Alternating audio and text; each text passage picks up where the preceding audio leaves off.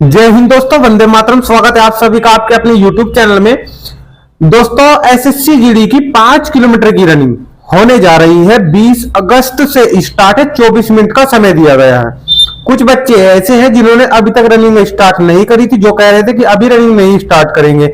उन्हें तो अब लगता है कि अब वो ये कहेंगे कि भाई अब तो 20 तारीख में डायरेक्टली हम वहीं रनिंग अपनी करेंगे। लेकिन अगर जो ऐसा आप लोग करते हो तो भाई निश्चित तौर से डिस्क्वालीफाई तो आपको होना ही है। ठीक है, तो कुछ चीजें हैं, अभी भी आपके पास जो है समय है।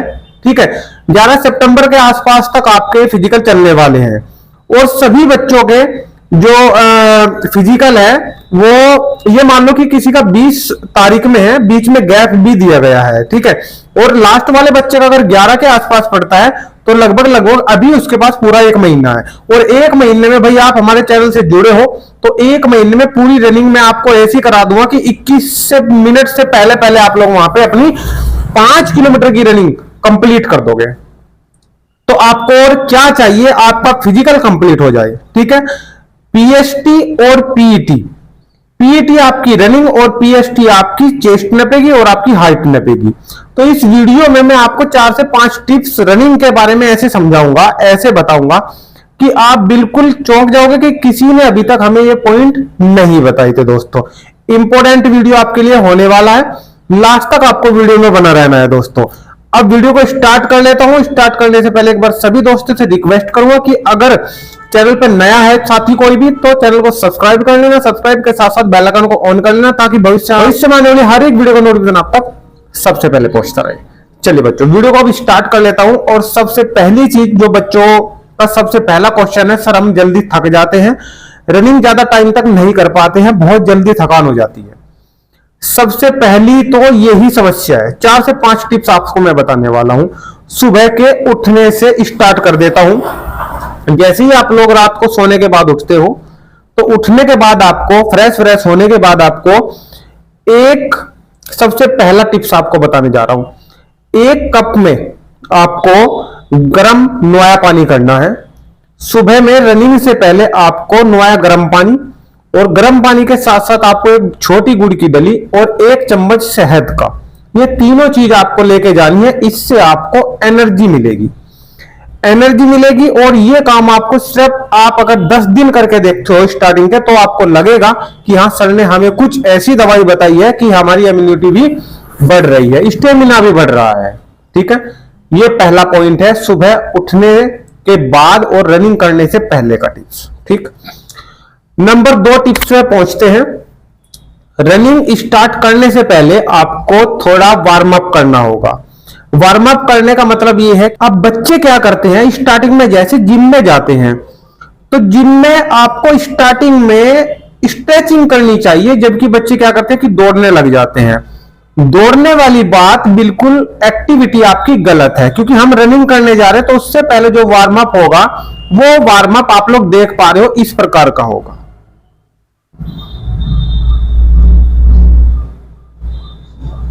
ठीक है बच्चों, इस प्रकार का वार्म अप आपको देखने को मिलेगा। यही आपको करना है। स्टार्टिंग में कितने मिनट तक करना है सर? 5 से 10 मिनट तक आपको ये करना है। ठीक है, एक्टिविटी आपकी ये हो गई है, वार्म अप आपका हो गया, तो शरीर की जो मसल्स है वो एक्टिवेट हो गई है। ठीक, अब आप धीरे धीरे अपनी रनिंग पर स्टार्ट हो जाइए। अब रनिंग भी आपको किस प्रकार से करनी है कि भाई रनिंग की जो दूरी है वो आपको धीरे धीरे बढ़ानी है, वो आपको धीरे धीरे बढ़ानी है। अगर आप एक साथ ही 2 से 3 किलोमीटर की दूरी तय करोगे तो फिर आपकी मसल्स भी दर्द करेगी, और भाई जो शरीर में आपका एक बार मसल्स दर्द अगर करने लग गई तो फिलहाल का जो टाइम है वो आपके लिए इंपॉर्टेंट है, ये आपको नुकसान देगा बहुत ज्यादा। ठीक है, मैं 15 से 20 दिन की गारंटी आपकी ले रहा हूं कि 15 से 20 दिन में आप 5 किलोमीटर रनिंग दौड़ने लग जाओगे। ठीक है, तो धीरे धीरे। ठीक है, स्टार्टिंग में आपको 1 किलोमीटर लगानी है। स्टार्टिंग में आपको 1 किलोमीटर रनिंग लगानी है ओनली। इसके बाद आप 500 मीटर उसे बढ़ाइए, 500 मीटर उसे बढ़ाइए। ठीक है, आज आपने 500 बढ़ाई, जैसे ही 2.5 किलोमीटर पे आप पहुंचते हो, जैसे ही 2.5 किलोमीटर पे आप पहुंचोगे तो फिर ये 500 मीटर की दूरी आपको तीसरे दिन बढ़ानी है। 500 मीटर की दूरी आपको तीसरे दिन बढ़ानी है, ठीक है। एक साथ नहीं बढ़ा पाओगे सारी दूरी। तो ये तो हो गई आपकी, धीरे धीरे आपको रनिंग करनी है, तेज रनिंग आपको स्टार्टिंग में नहीं करनी है, धीरे धीरे। ये होगा रनिंग का पहला टिप्स। अब बच्चों मैं बताने जा रहा हूं आपको पॉइंट नंबर 2। पॉइंट नंबर 2 में आपको क्या करना है कि जो आपकी ब्रीदिंग है, जो आपकी सांस लेने की जो अक्षमता है, वो बढ़ानी है आपको रनिंग करते समय। किस प्रकार से आप लोग बढ़ा सकते हो, वो चीजें बता रहा हूं, कोई नहीं बताता, मैंने बहुत सारी वीडियो देखी है। रनिंग आपको जो ब्रीदिंग अपनी अच्छी करनी है, उसमें आपको जैसे आप लोग रनिंग करते हो तो आपको स्टेप में सांस छोड़ना है, स्टेप में सांस छोड़ना है। पहला स्टेप आपको 3 स्टेप में लेना है अपना सांस, 3 स्टेप में आपको सांस छोड़ना है। ध्यान से देख लो, सांस तो आप एक ही बार लोगे, लेकिन छोड़ोगे उसे 3 स्टेप में, ऐसे, ठीक है। इस 3 स्टेप में सांस जब आप छोड़ोगे तो आप अपने 3 स्टेप पूरे कर चुके होगे, 1 2 3, यानी कि जो आप अपने पैर रखते हुए चलोगे तो 3 पैर आप लोग आराम से रख लोगे, ठीक है। तो ऐसे ही आपका दोबारा सांस अंदर लोगे तो 3 स्टेप में सांस छोड़ोगे। 3 स्टेप में सांस छोड़ने की भी एक लिमिट होगी। जैसे ही आपकी रनिंग बढ़ती चली जाएगी तो आपका जो स्टेप है ये ऑटोमेटिक ही कम होता चला जाएगा। 3 स्टेप में आप सांस नहीं ले पाओगे, फिर आपको वो 2 स्टेप कर देना है। 2 स्टेप में आप काफी समय तक मैं कहूंगा कि 4 किलोमीटर प्लस तक आप 2 स्टेप में सांस ले सकते हो। फिर लास्ट की 500 मीटर आप 1 स्टेप में सांस लीजिए। ये तो बता रहा हूं आपको ब्रीदिंग बढ़ाने का एक तरीका, जो रियल है, आप कहीं भी सर्च कर लेना, लेकिन वीडियो में कोई नहीं बताता। 3 स्टेप, 2 स्टेप और 1 स्टेप, ये लंबी दूरी की जो रनिंग होती है उनके लिए भाई मैं बता रहा हूं। क्लियर है यहां तक चीज? ठीक है। नेक्स्ट स्टेप, तीसरा स्टेप आपको बताने जा रहा हूं कि अपने शरीर को आपको बिल्कुल सीधा रखना है। जैसे ही आप लोग रनिंग में दौड़ने लग जाते हो तो कुछ बच्चे ऐसे झुक जाते हैं, कुछ बच्चे ऐसे झुक जाते हैं। जो झुक जाते हैं आगे, तो उनके फेफड़ों को सांस लेने में प्रॉब्लम होती है। आप लोग जितना सीधा रहोगे उतनी ही जो पोजीशन है आपकी वो सीधी रहेगी, उतना ही सांस लेने में आपको सहूलियत होगी। ये चीज आपको ध्यान रखनी है बच्चों। तो आपको अपना शरीर जो है वो बिल्कुल सीधा रखना है, सीधे से आपको प्रॉब्लम किसी भी प्रकार की नहीं होगी, आपकी पोजीशन सही रहेगी। आपका जो डायफ्राम है वो सिकुड़ेगा नहीं। जब डायफ्राम सिकुड़ता है तो हम जब झुक जाते हैं तो ही डायफ्राम सिकुड़ेगा और फिर आपको सांस जल्दी जल्दी लेना पड़ेगा। जब आपका शरीर सीधा रहेगा तो आपका डायफ्राम भी बिल्कुल सही पोजीशन में रहेगा, तो आपको सांस लेने में सहूलियत होगी। ठीक है बच्चों, 2 स्टेप बताने जा रहा हूं लास्ट के।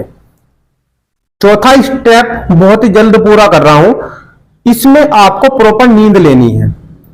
ठीक 7 से 8 घंटे मजे से सोइए, आराम से, बिल्कुल पूरी नींद आपकी कंप्लीट हो जानी चाहिए। ये नींद वाला स्टेप आपको सबसे बेहतर लेके चलना है, ठीक है। और प्लस अब 5वां स्टेप आपका रह गया है डाइट का। डाइट भी आपकी जो रनिंग है उसमें अहम भूमिका निभाती है। अगर आपकी डाइट अच्छी होगी तो आपका स्टेमिना भी अच्छा बना रहेगा।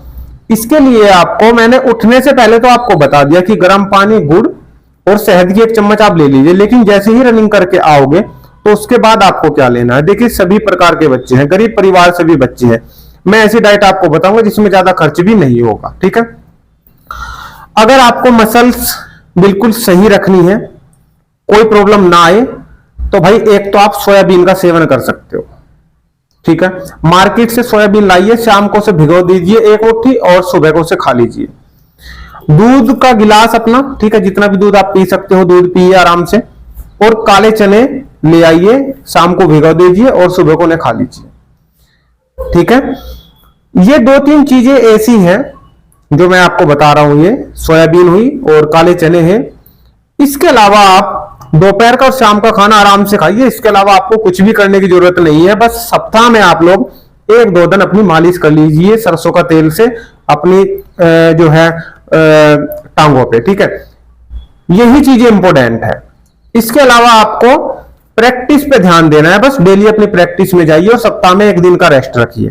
सप्ताह में 1 दिन का रेस्ट रखिए, संडे रखिए या किसी भी दिन रखिए, ठीक है, मसल्स को थोड़ा आराम मिल जाएगा।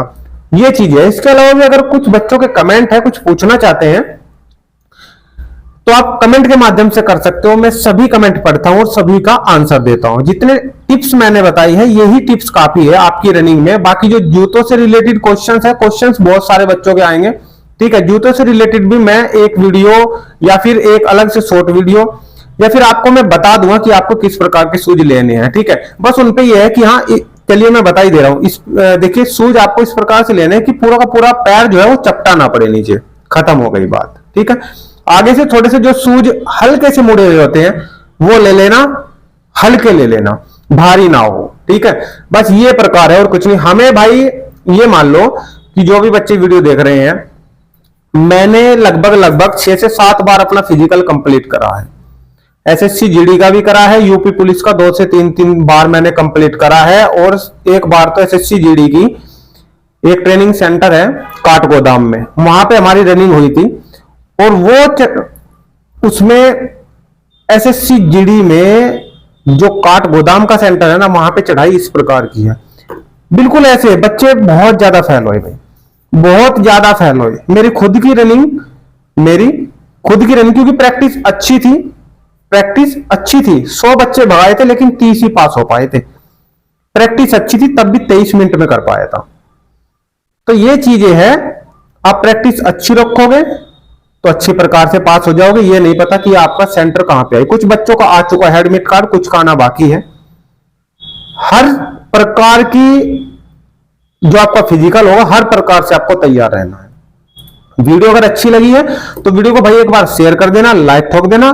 और अगर आपको अपडेट रहना है किसी भी गवर्नमेंट भर्ती से और कोई भी जानकारी आपको चाहिए, वही चैनल को सब्सक्राइब करके बेल आइकन को ऑन कर लेना। तो मिलते हैं नेक्स्ट वीडियो में नेक्स्ट अपडेट के साथ। तब तक के लिए सभी बच्चों को बहुत बहुत धन्यवाद। Thank you. जय हिंद, जय भारत।